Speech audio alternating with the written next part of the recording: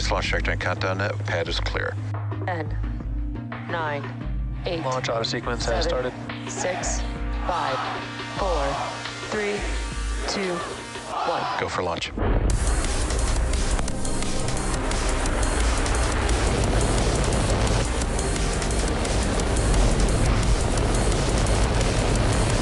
Vehicle is supersonic. Stage separation confirmed. Dragon separation confirmed.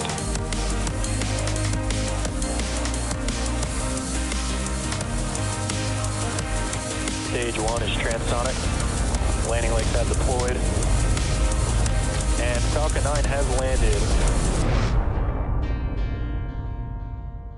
Hello, it's Thursday, March 30th, 2023, and on your screen is a live view of the Falcon 9 as it waits for its 7:29 a.m. Pacific time launch from Slick 4E from Vandenberg Space Force Base off the coast of California.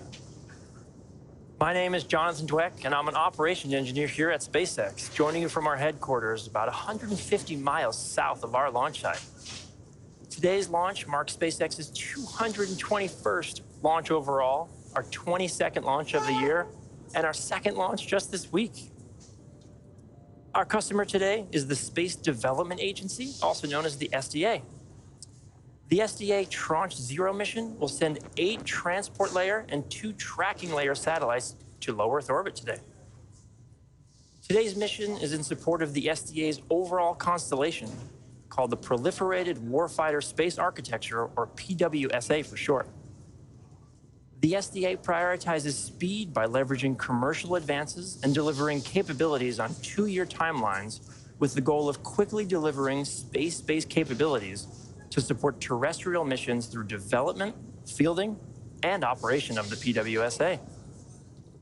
The payload on board the second stage today, Tranche 0, will allow combatant commands to start to develop their exercise and operational plans around access to data they can expect to receive from future tranches of their constellation.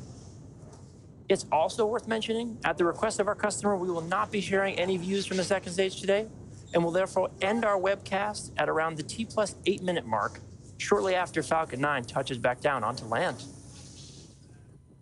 At T-9 minutes, the range is currently ready to support. Weather is currently at a 40% chance of violation, but we are proceeding with an on-time liftoff today at 7:29 a.m. Pacific.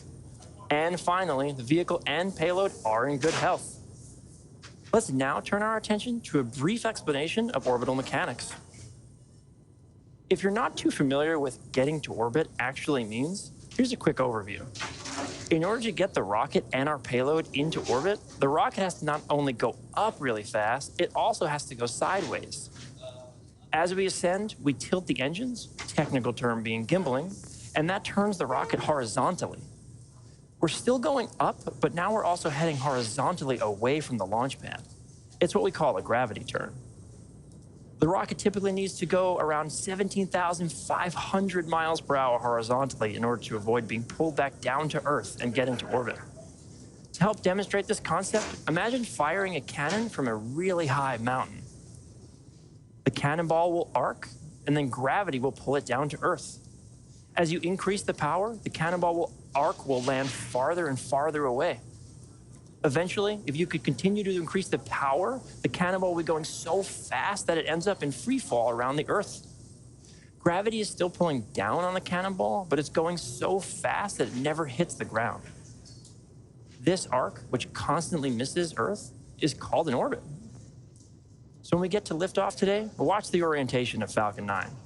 You'll see we go straight up until about T+10 seconds, at which point we begin that shift in orientation so Falcon 9 can go sideways really fast.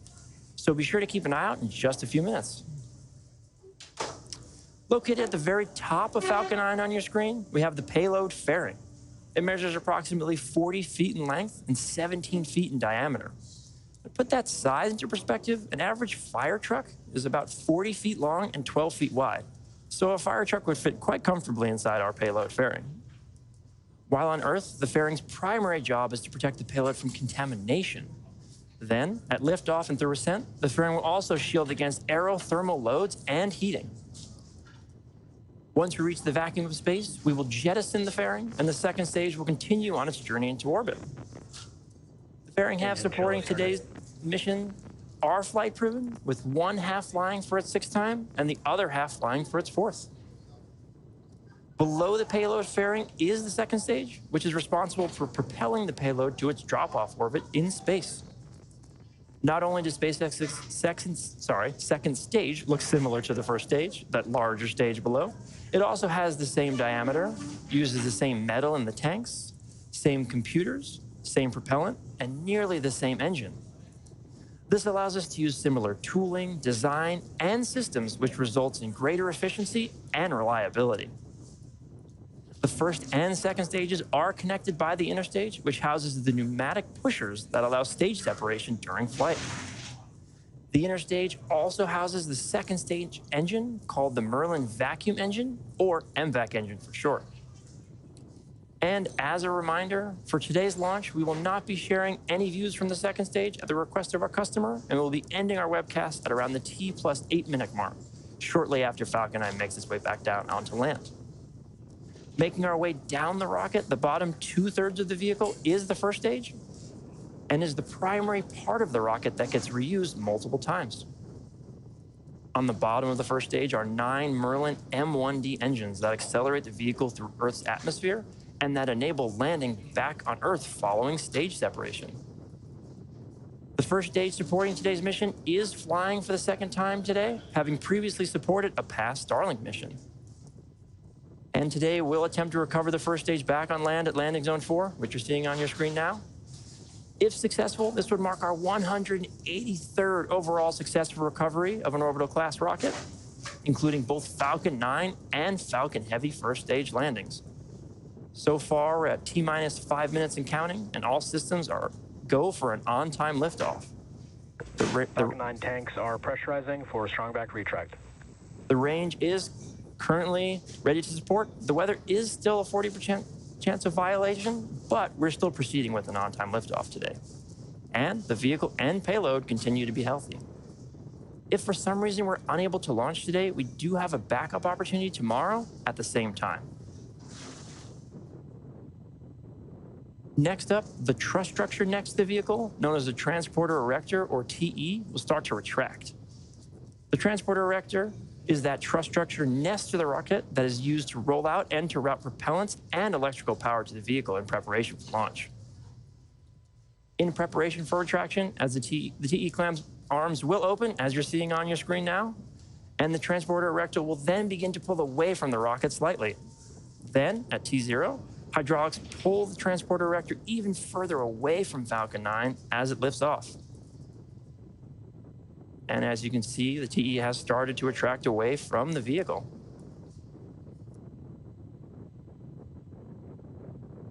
At this point in the countdown, both the 1st and 2nd stages are nearly fully loaded with 1 million pounds of kerosene fuel and liquid oxygen, or LOX. Those white clouds that you're seeing around the outside of the vehicle are completely normal. During propellant loading, we vent cold gas that forms above the LOX tank surface, and what you're seeing is a result of that cold gas coming in contact with the warmer California air and condensing. Both 1st stage and 2nd stage should finish loading propellant at about a minute apart from one another. 1st stage finishing up at T-3 minutes, and 2nd stage at around T-2 minutes. Then at T-60 seconds, Falcon 9 will be in start. Stage 1 LOX load is complete. Heard that call out for LOX load complete on our 1st stage. Yeah, stage 1 POGO. This means the rocket's autonomous internal flight computers have taken over the launch countdown once we approach T-60 seconds.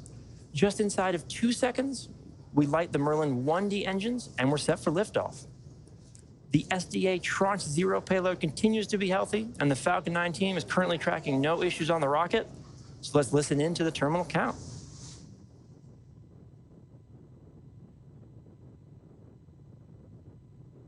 We're approaching LOX load completion on our 2nd stage in around 30 seconds from now.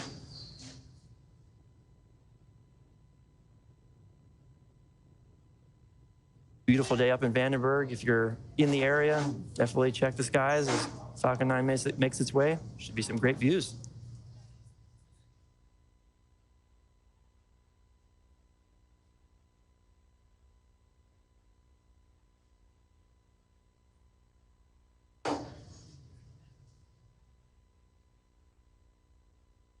Expecting that call out of stage 2 LOX load completion momentarily.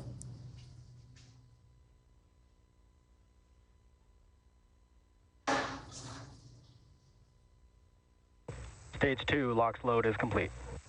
And there you heard it. LOX load is now complete on our second stage. As a reminder, those white clouds that you see venting from our TE, that's completely normal. Next up, we're approaching startup. That'll occur in around 30 seconds from now.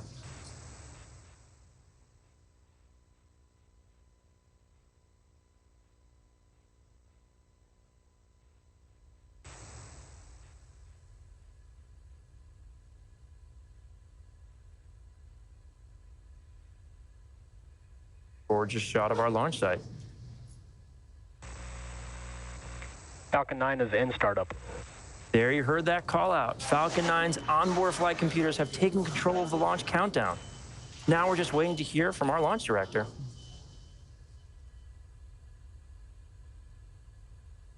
LD is go for launch. You heard the call out there. All systems are go for launch of Falcon 9 and Space Development Agency Tranche 0. Let's sit back and watch as Falcon 9 heads into space. T-minus 30 seconds.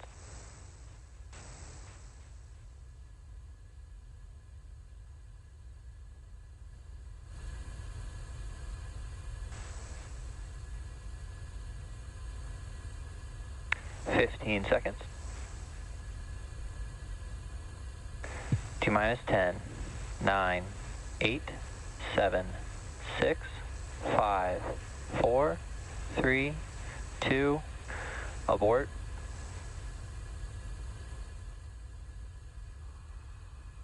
Abort, abort, abort. Launch abort is running.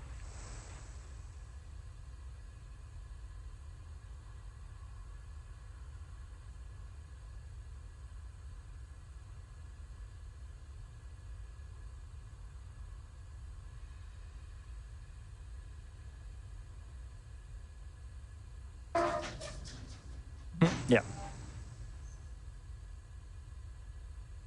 I good to go. If you've been following along, you know we had an abort during the launch countdown at around the T-minus 3 second mark. Prior to that countdown, countdown was proceeding nominally.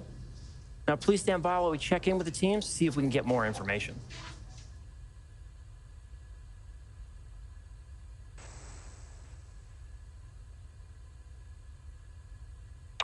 This is the launch director on countdown 1. We've had an abort. Currently assessing the situation. The vehicle is healthy.